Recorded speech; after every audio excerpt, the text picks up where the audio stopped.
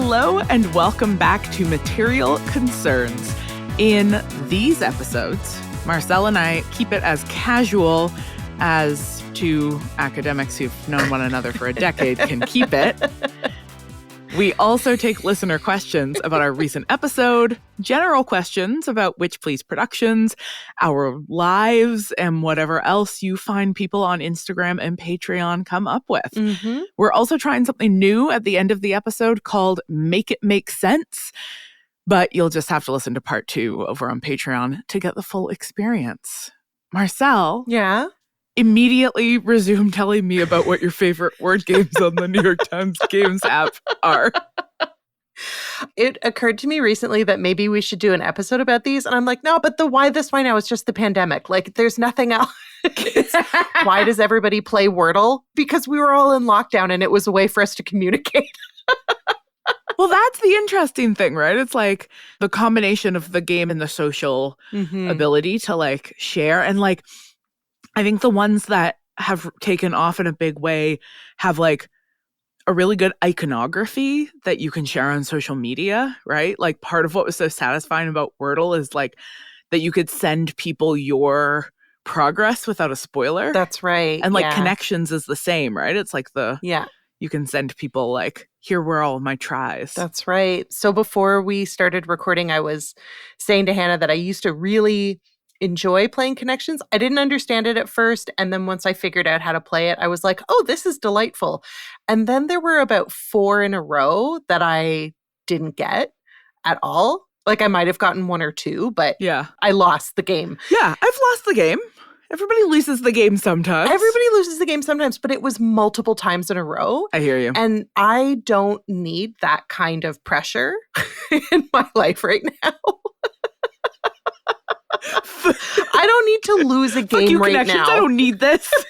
I also lost a Wordle for the first time. Like, I've gotten it in 6 plenty of times, but I like lost for the first time and was like, wow. Well, now what the fuck do I do? She's like, you just wait until tomorrow and play it tomorrow, stupid. It's always when like you get to the point where you've got like 4 of the 5 letters and there's like 10 different words. Absolutely. That letter could be. That it's just like, I guess I'll just guess and hope I stumble across the right one. Yeah. And that's so frustrating because there's no strategy in that, which is also kind of why I don't like getting it in 2. I mean, no, that's not true. I have on occasion because my first guess gave me a bunch of possibilities.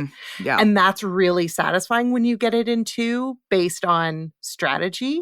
But when you just get like 1, you get like the letter A is yellow. And so you're like, sharp. Oh, shocking. I got it. Yeah. It's not, that's not fun. You want skill, but a reasonable amount of skill. Not an undoable level of skill. I want to be good at something. Marcelle, you're good. No, I get it. I get it. to be good at something every day. Yeah, my favorite is the crossword. I love the crossword. The crossword or the mini? Or both? The crossword, the full-size crossword. The full-size crossword. Okay. And I've been doing it for long enough now that I can do Sunday through Friday, no problem. Saturdays, I like need to Google a thing sometimes still.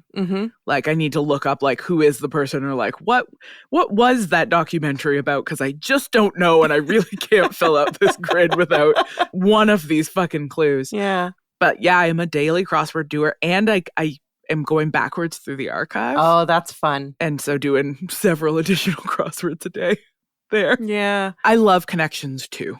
I find Connections extremely satisfying. And it's amazing to me how some days I will often look at it and be like, oh, it's these, and like finish it within 30 seconds. But then other days I'll open it and I'll be like, none of these mean anything to me. Yeah. And part of it is just how they like keep changing the nature of the connection. So like one day there was one where like all the blue words were words that are in phrases that begin blue. That's cool. Like with the word blue. And that took me such a long time because it was like adding another significance to the colors in a way that just made my brain go like, zzz. I really like that. That is really nice. Yeah. Yeah. It's nice when your brain Yeah. One of the reasons why I got a paid subscription for the New York Times games is because Elliot really likes to play them. That's cute. And I really, like with Spelling Bee especially, I was like, this is good for her. This is a fun activity for her. Yeah. When you only get 5, then she like wouldn't try to spell words unless she knew for sure what they were. And so I was like, well, you know, this is something I enjoy. It's something she enjoys. This is At fun. the end of the day, I have to do it as a parent. As a parent, it's educational. It's educational. It's really important educational. Speaking of educational, what's up? Oh my God. Do you want to hear about the latest bullshit about my fucking job? I don't know. Do you think the podcast listeners want to hear it? I don't know. It's about me getting in trouble and being mad about it. I love when you get in trouble. No, I hate when you get in trouble. Yeah. I'm really mad about it. I'll tell you. I'll tell it in the quickest way that I can, okay? Okay. Okay. First, I teach a night class on Wednesdays. So I teach from 6 to 9 p.m. At the end of my night class, there was an iPad left charging at the back of the room. And I was like, uh-oh, one of my students must have forgot their iPad. I better collect it. I'll put it in my office. I'll email the class. And then I was like, well, what if it's not one of my students? I better write a note on the whiteboard so that if somebody left it here and none of my students stole it because they're all decent, wonderful people, then we should let whoever it is know that I have it. So I wrote a note on the board, said, did you forget your iPad? Contact Marcelle Cosman. I left my email address. Should have been fine. Great. That's so thoughtful and responsible. Thank you. I also thought so. This, again, is at 9:10 at night. But it turns out it's against the law to write your email address on a whiteboard. So that was Wednesday. Thursday, Halloween. It's a day. On Friday, which is today when we're recording, I woke up, I check my email because I don't like to get out of bed any sooner than I have to. And I see that the assistant to the chair has copied me on an email reply to a student who has written, and I think a number of things were going on. I think in part it was like the particular way that the student was writing, that the email, they were distressed, they were looking for their iPad, but they wrote that Marcelle, sorry, they didn't say my name. They said Cosman. I don't know why. They just referred to me exclusively by my last name. Oh, that's what I did with my professors when I was an undergrad. You just called, oh, okay. Wasn't one of my students though. It was a stranger. But like we called all of our professors just their last name, like in Harry Potter. You're right. Yeah. You're so right about that. Okay. I finally made it. This is you being Snape. I got snaped, let me tell you. You got snaped. Cosman. So the student is like, Cosman grabbed my iPad and put it in her room. And I was like, I'm sitting here, I'm literally in bed. And I'm like, you beat up a student and stole their iPad. What the fuck? And so the assistant to the chair very graciously was like, well, I've copied Marcelle Cosman on this email. If we can determine that it is your iPad and that it is in her office, I do have a master key. We can get in and get it. But then the student replied to that email and said, I contacted campus security and they let me in and I was able to get it. Oh, sorry. I should also mention the student also said in the first email, I've been trying to get it all day with no luck, as though I've been like withholding. Had they emailed? No, they did not. Oh, okay. They did not email me. So I don't know who they'd been trying to. Sorry. I have so many follow-up questions. So sorry, listeners. I don't know if this is what you came for, but it's what you're getting. Did security let a student into your office? That's what it sounds like. Security let a student into my office. And this is important. The iPad was in the bag that I used for teaching, which would not have been, like, the bag would have been visible, but the iPad wouldn't have been visible. So security or the student went through my personal belongings to get the iPad out. And again, I cannot stress this enough, Hannah. No one fucking contacted me. No one contacted me to make sure that this was okay.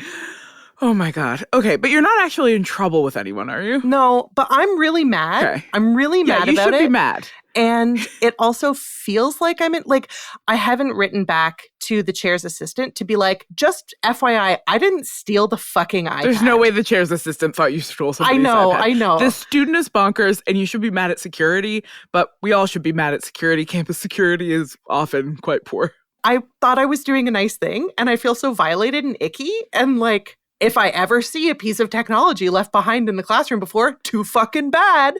It's for the thieves. And you did, in fact, leave your email on this whiteboard. Okay, listen, it's time for us to answer some questions beyond the 75 follow-up questions I had about your story. Thanks for letting me get that off. It's been on my mind all day. Let's talk about some stuff. Just wild.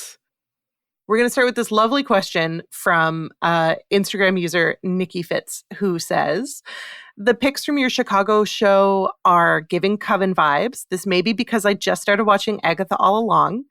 Great choice. God, I love Agatha All Along. If you were or are a Coven, which kind of witch? What kind of witch? Which is which? Which is which? Really, the question is which is which? Which is which? Would each of the team member be? Example, Earth Witch, Potions Witch, Clairvoyant, Power Hungry, Baby Sacrificer. Ooh, that's complicated. I feel a little complicated about that one. Ooh, okay. No spoilers, but it's complicated. We'll leave blood libel aside for the time, shall we? Okay, I'm going to start off by saying that I've been thinking about this. Mm-hmm. We're absolutely a coven. We're undeniably a coven. Mm-hmm. I think Gabby's a kitchen witch. Mm-hmm. I think they're like a classic Italian kitchen, like a real Nona, Strega Nona vibe. Just like brewing something in a cauldron. Like Baba Yaga? Baba Yaga's Eastern European, Strega Nona's the Italian version. Okay. Yeah. But these are both kitchen witches, right? Baba Yaga's more the eating children kind. Well, where else are you going to cook the children, Hannah? A great point.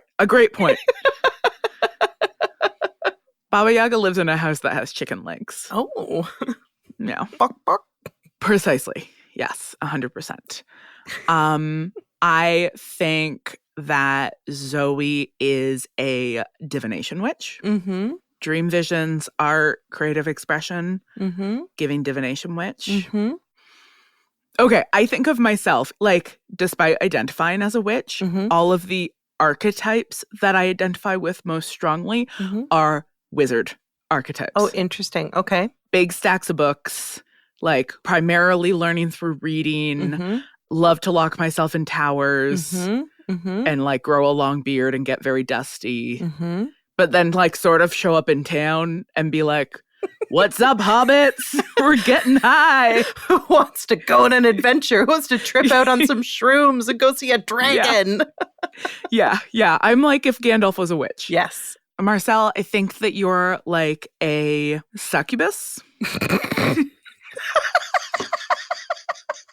Say more. Say more about that. Like a sex and energy witch?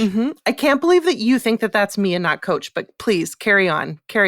I don't think it's Coach. No, I don't think it's Coach. No. A Coach is very hot. Yeah. But like, this is like what feeds you is like you need like the adoration of people. It's like the the energetic input that you then turn into magic. I'm Agatha, is what you're saying. I suck. I gain power. I gain power from other people's attention. Yeah, but you do it consensually and pleasurably. You're not wrong. You are not wrong. Yeah. Okay. I mean, Coach is similar for sure. Like as a performer, right? Yeah, they do improv. Coach is also like, they're such a gatherer and a connector, right? I feel like that's sort of one of the main characteristics of the magic that they do is like community building and thoughtfully engaging with like relationality between people and like trying to bring people together and like fostering the kind, they're a director and a teacher. It's like fostering the kind of magic that like happens when people combine. That makes a lot of sense. I think part of the trouble is that all of us have a lot of things in common. right? For sure. Like the Venn diagram of us as a group, there are just so many. It would be a messy Venn diagram. Very messy. I love Venn diagrams. I really do. I love Venn diagrams. It's just something about those three circles and the analysis about where there is the intersection, right? Yeah, I see people that you agree with me, right? And I think that, like any reductive analysis. How dare you call my analysis reductive? I'm not calling your analysis reductive, you silly goose. I know, I was kidding. I'm thinking of the way that our culture tends to like reduce witches down into types. Archetypes, right? Yeah. So in addition to watching Agatha all along, I've also been watching A Discovery of Witches, which is truly one of the stupidest shows I've ever seen. Holy shit. It's so... I love A Discovery of Witches so much. It's so bad. I know. It's so bad. I love it. It's so bad. I read all of the books. They're also so bad. They're so bad. And every time I watch it, there will be moments where I'm like, oh, this show is incredible. And then at the same time, why did Matthew Good agree to this? Matthew Good, you're better than this. But he's not. He's exactly that good. That's why he's so well cast. I know. It is. Folks, if you haven't watched it, it's very bad and so worth watching. And so beautiful. Good. Like lots of beautiful stuff. It's very silly. It's very silly. But it's also like sexy and fun. Yeah, and it's about inclusivity. Like it's also good in its politics in both like literal representation and also theoretical representation. And I like that. So it's satisfying to watch, even though it's also like they changed this important actor and didn't even bother trying to find someone who looked the same. Listen. This doesn't matter. You didn't even try. Anyway. But in this one, they similarly have the different archetypes of the different witches, but they're elemental rather than like skill, except for the weaver. And so maybe Coach is a weaver. Aw, Coach is such a weaver. You know? Yeah. Okay, I will ask my second question. Memp7, who is also an Instagram user, asks, what other critical theories would you most want to use to unpack Twin Peaks? I think it would be a good candidate for genre study. Oh, yeah. Yeah, I think so. Yeah, which is like how we think about the way that interesting works of art engage with and subvert the norms of genre. Mm-hmm. And more generally, like Derrida has a really good essay about genre where he basically argues, this is post-structuralist French philosopher Jacques Derrida for those who are new. Hannah famously one time said, oh, I love Derrida. And I was like, fuck you. That's the douchiest thing you've ever said. And you do. You did then, and you do now. I do. I mean, I think he was a bad man, but like...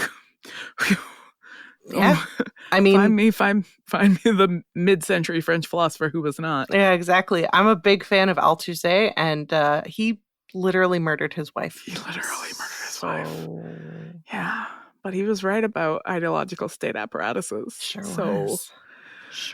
was. Yeah. Anyway, Derrida has this essay about genre where he argues that genre is only defined by things that exceed its bounds. So it becomes a kind of negative space because nothing is ever only doing what the genre norm is. It's always pushing some edge, and it's only by the crossing over of the edge that you recognize what you understood the edge to be.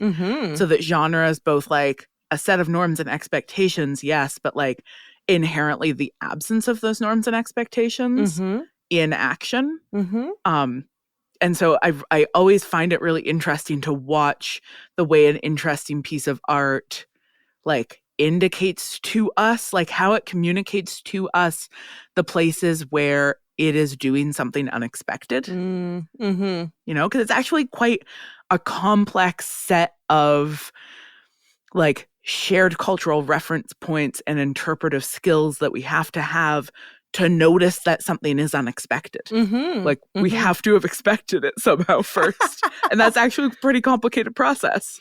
Yeah. This is something that I saw a little bit of when I was researching for Twin Peaks, where people would really resist certain kinds of, like calling it a soap opera. People were very resistant to the idea that it was a soap opera because that's something that women watch when they stay home during the day. That's not real television. And it's like, I have some incredible news for you about this very silly show. It's a soap opera. Yeah. There's a person I quite like, but have gotten in an argument on multiple occasions with about whether or not literary fiction is a genre. Oh, yeah. Because they're like, I think for people who enjoy literary fiction, there's often a desire to imagine it as outside of genre, as like inherently not participating in genre norms. But like, if it wasn't a genre, it wouldn't be identifiable as literary fiction. Like, it's absolutely participating in genre norms. And those genre norms change over time. Of course. But so do the genre norms of all genres. Like, 1920s sci-fi and 2020s sci-fi are almost irreconcilable with one another.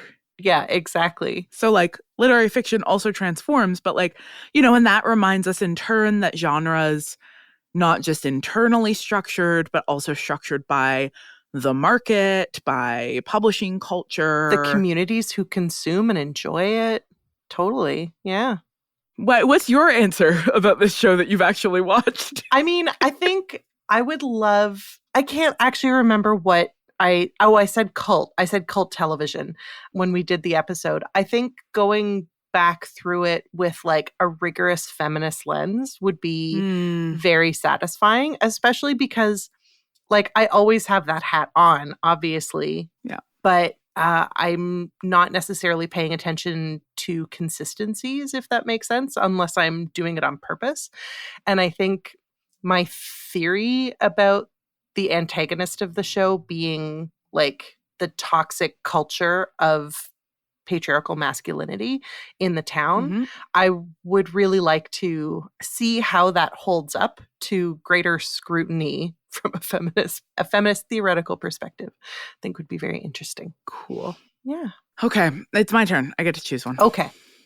I'm gonna ask you. I'm gonna ask you this one. It's a short one, but I think it's very important. It's from Rice Pud. I could handle more of Stranger Things. Will I cope with Twin Peaks? This is for the scaredy cats out there. Oh. Okay.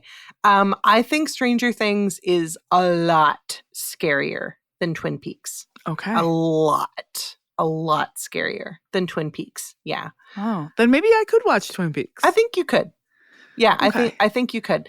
I think where the content warning or the trigger warning that I would offer to interested parties is that, like we talked about in the recording, the show is about gender-based violence in a way that Stranger Things isn't really. It's about lots of other kinds of violence, but it's not specifically like... Yeah, Stranger Things is about D&D based violence. Exactly. Fantastical. It's about violence directed at children, which is a lot. It's a lot scarier, I think, in some ways. And I think there are a lot of things about the show similar to Stranger Things where like the music and the pacing and the fact that you truly can't predict the things that are going to happen, like a lot of that can be quite frightening in a sort of uncanny way. But there aren't like jump scares in the way that we get with Stranger Things sometimes. Yeah. I can handle a lot of uncanniness. Graphic violence is the worst. Yeah. And I also hate jump scares. Yeah. No, I just hate horror. Just hate it. Yeah. Listened to a podcast recently about like horror tropes, and even listening to people describe in general the tropes that appear in horror movies made me like, no, too scary. Too scary. This is also too scary. So fair. Okay. Memp7 has suggested that we should do a live watch of the pilot, which sounds very fun and does remind me to remind everybody here that we do movie watch-alongs on Patreon. Yeah, we sure do. It's one of the most unhinged activities that you can do with we're very silly on there. I think maybe some people initially thought we would be doing smart academic commentary, but we are not. No.